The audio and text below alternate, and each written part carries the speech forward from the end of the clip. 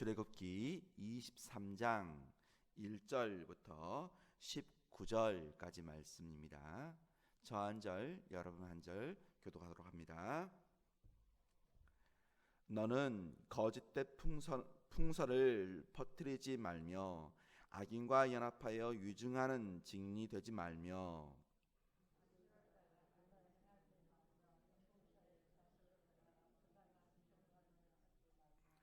가난한 자의 송사라 해서 편벽되이 두둔하지 말지니라.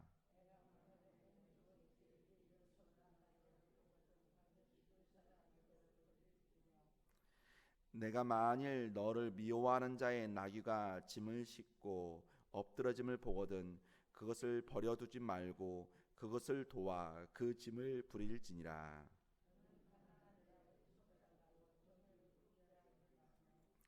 거짓 일을 멀리하며 무죄한 자와 의로운 자를 죽이지 말라.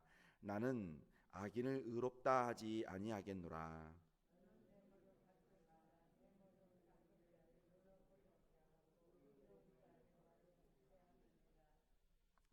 너는 이방 나그네를 압제하지 말라.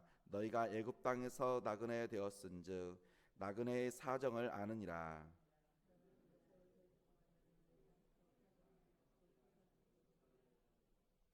일곱째 해에는 갈지 말고 묵혀두어서 내 백성의 가난한 자들이 먹게 하라. 그 남은 것은 들짐승이 먹으리라. 내 포도원과 감람원도 그리할지니라.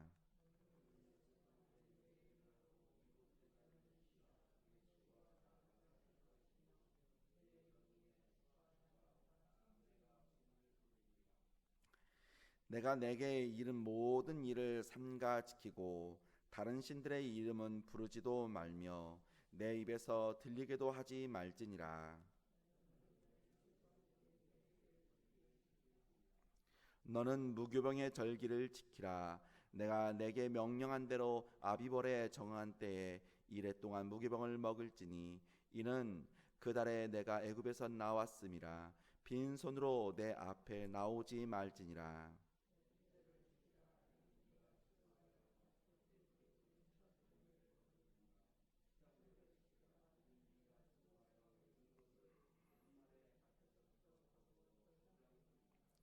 내 모든 남자는 매년 3번씩 주 여호와께 보일지니라.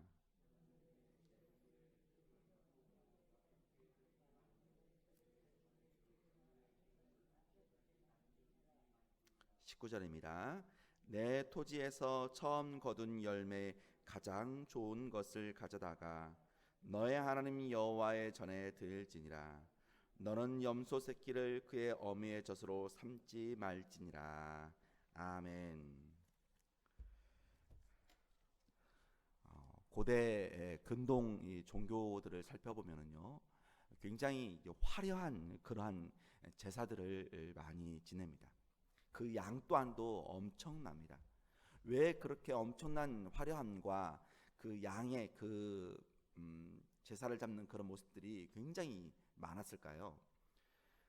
그 일을 통하여서 현재의 통치자, 그 통치자의 이 권위, 그 권위에 대한 그 도구로서의 그러한 화려한 제사를 꾸며서 나가는 경우가 많이 있었습니다. 그게 당시에 고대 근동에 있었던 이방인들이 드리는 그런 제사의 방식이었습니다. 하지만 이스라엘이 하나님께 드려지는 이 제사, 이 예배의 방식들은 어땠을까요? 그것은 처음과 끝에서나 우리가 앞전에 20장에서 보았듯이 그리고 23장까지 이제 이어서 보면은 처음과 끝에 이 제사가 아주 간소하게 하라고 우리에게 가르쳐 주고 있습니다.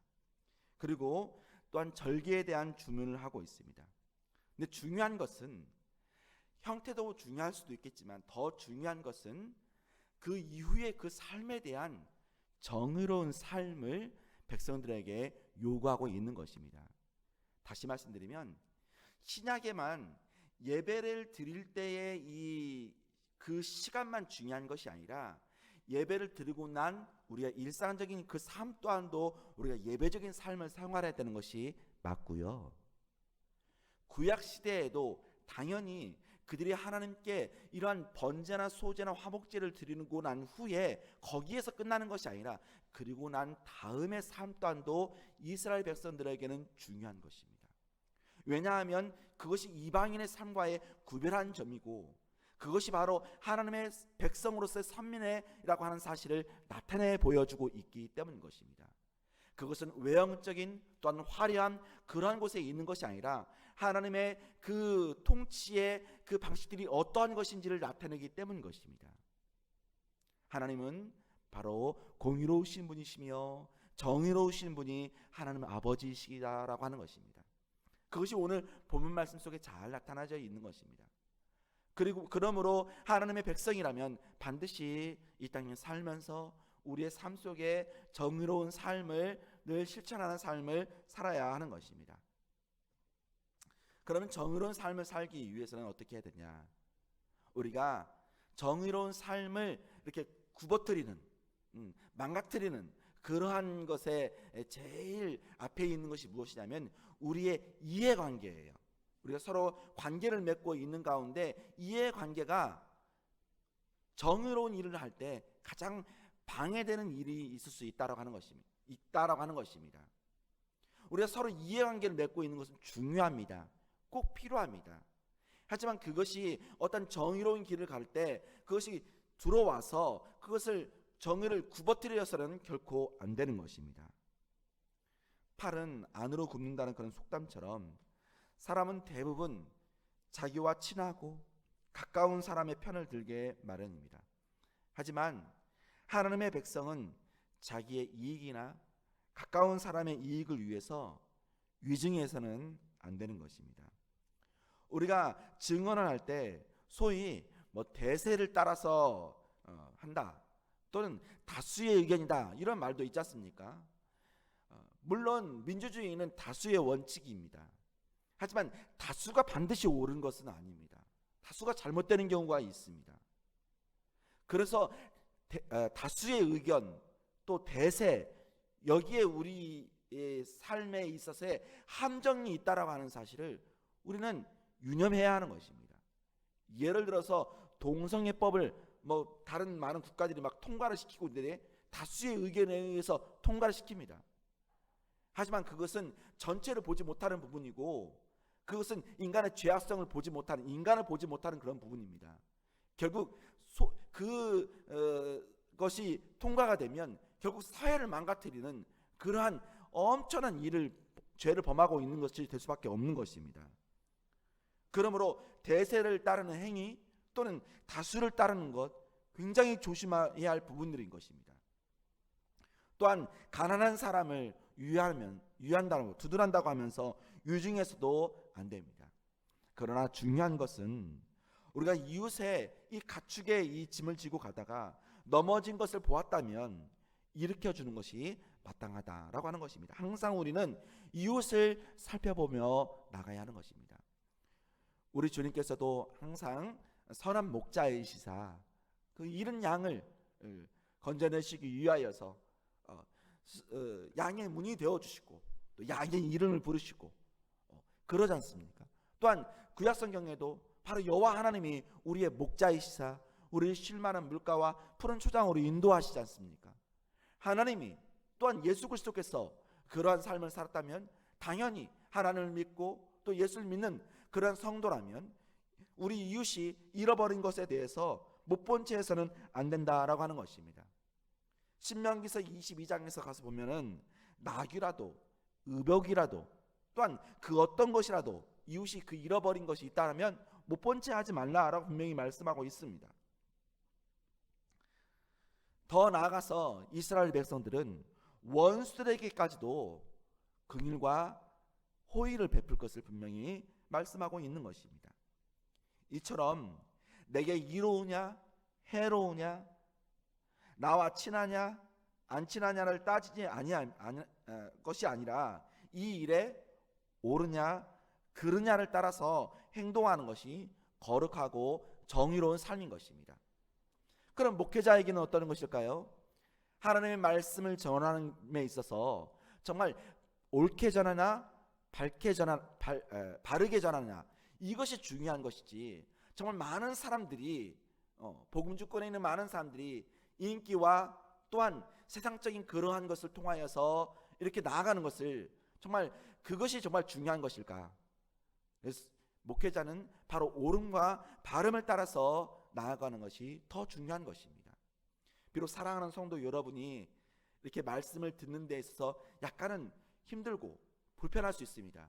잘 곰곰이 생각해 보면 진짜 공부하는 것의 핵심은 좀 누구든지 좋아하지 않지 않습니까? 조금 어려워요. 조금 불편할 수 있습니다. 하지만 그것이 여러분의 약이 된다면, 그것이 여러분이 하나님을 진리를 아는데 더 지름길이고 더 효과적이다면 그 일을 듣기에 힘쓰고 더 배우기에 힘쓰는 자세가 필요하다고 생각합니다. 그것이 바로 설교자와 또한 성도가 함께 교회 안에서 이루어가는 그 정의로운 모습이 되는 것입니다. 또한 6절에서 9절까지의 말씀은 정의롭게 재판할 것을 요구하고 있는 것입니다. 재판장을 향한 정의를 실천할 것을 명하고 있는 것이죠. 재판장은 사회적으로 높은 지위에 있기 때문에 사회적으로 강한 자 또 높은 자를 두둔할 수가 있습니다. 반대로 가난한 자와 이 외국인들에 대해서 억울한 판결을 내릴 수가 있습니다. 그런 위험에 빠져서는 안 된다고 가르치고 있는 것입니다. 특히 높은 지위에 있기 때문에, 권세를 갖고 있기 때문에 한번 악한 마음을 품는다면 죄가 없는 자나 또는 의로운 자나 그들을 죽음으로 몰아넣을 수 있는 권세를 갖고 있는 것입니다. 우리가 눈에 보이는 사람을 죽이는 방식이 어떤 도구를 통해서 죽이는 방식만 있는 것이 아니라 우리가 혀끝에도 있다는 사실을 알지 않습니까? 그러한 것처럼 재판장 또한도 어떤 재판을 하느냐에 따라서 사람 생명을 살리기도 하고 죽일 수도 있다라고 하는 것입니다. 그렇기 때문에 하나님은 재판장에게 거짓 재판으로 악을 행치 말라고 경고하고 있는 것입니다. 특히 뇌물을 받는 것을 금지하고 있는 것입니다. 하나님은 재판장이 뇌물을 받으면 바른 재판을 하려고 마음을 먹는다 해도 뇌물을 준 자 편에 설 수밖에 없음을 가르치고 있는 것입니다.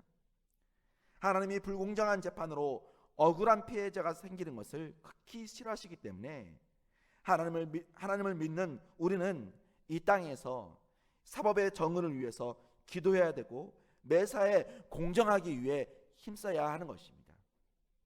쉽지 않습니다. 그러므로 저와 여러분이 항상 기도해야 하는 것입니다. 그 다음에 10절에서 13절까지의 말씀은 안식을 누릴 것에 대해서 가르치고 있습니다.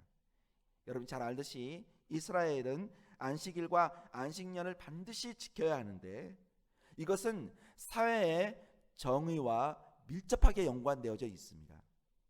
특히 안식년과 그리고 희년 제도는 부의 이 재분배의 아주 효과적인 방법입니다. 오늘날 저와 여러분이 이 땅에 살면서 물질 만능주의 생활하고 있죠. 그래서 많은 사람들은 더 많은 부를 축적하고 없는 사람은 더 없을 수밖에 없는 부의 그 원칙 그 속에 원리 가운데 살아가고 있어요. 그래서 가난한 자들이 아무리 재기해 보려고도 많이 힘듭니다. 근데 사회에는 그런 제도들이 많이 부족하죠. 하지만 이미 하나님께서는 아주 오래전에 이렇게 말씀을 주셨을 때 안식년과 또한 희년 제도를 통하여서 부의 이 재분배를 할 수 있도록 이 효과적인 방법을 주신 것입니다. 안식년만 언급되었을 뿐만 아니라 7년마다 돌아오는 이 안식년에는 이 땅의 이 주인이 땅의 소유권을 주장할 수가 없는 것입니다. 땅 주인은 안식년에 땅을 경작하면 안 되고 자연적으로 그 땅에서 나는 것들은 이 가난한 자들과 또한 짐승들이 먹을 수 있게 되었던 것입니다. 또한 7일마다 돌아오는 안식은 어떨까요? 특히 가난한 소작농과 이 종들에게 휴식을 주고 최소한의 인간다운 삶을 누릴 수 있게 하는 그러한 장치였던 것입니다. 이처럼 하나님의 이 백성은 가난한 자와 이 노동자들의 배려하고 하나님 베푸신 모든 것을 나누며 함께 살아가는 사회를 만들어가고 있는 것입니다. 하나님의 마음을 품고 우리의 시선과 우리의 마음이 연약한 자들을 향하도록 하고 있는 것입니다. 사랑하는 성도 여러분, 하나님의 시선이, 하나님의 마음이 연약한 자를 향하지 않고 있었다면 저와 여러분은 오늘 이 자리에 있을 수가 없습니다. 하나님의 시선이, 하나님의 마음이 우리를 향한 부족한 저희들, 연약한 저희들을 향해서 우리에게 이렇게 은혜를 받았으므로 우리는 이 받은 자들께 우리 이웃의 연약한 자들을 돌보는, 그들을 향한 시선, 그들을 향한 마음을 가지고 있어야 되는 것입니다. 14절부터 19절까지의 말씀은 하나님의 은혜를 기억하여서 그 절기를 지키라고 말씀하고 있는 것입니다. 하나님의 백성은 하나님께 받은 그 은혜를 잊어서는 안 됩니다. 항상 기억하라고 그 절기를 주고 있는 것이죠. 그렇다면 우리가 매 주일마다 예배를 드리면서 하나님의 은혜를 기억한다면, 그리고 그 받은 은혜를 감사한다면 동일하게 우리 이웃들을 향한 그 사랑과 또한 섬김을 통하여서 이 땅에서 하나님의 나라를 세워나가는 귀한 그리스도인들이 저와 여러분이 되기를 간절히 원합니다. 기도하겠습니다.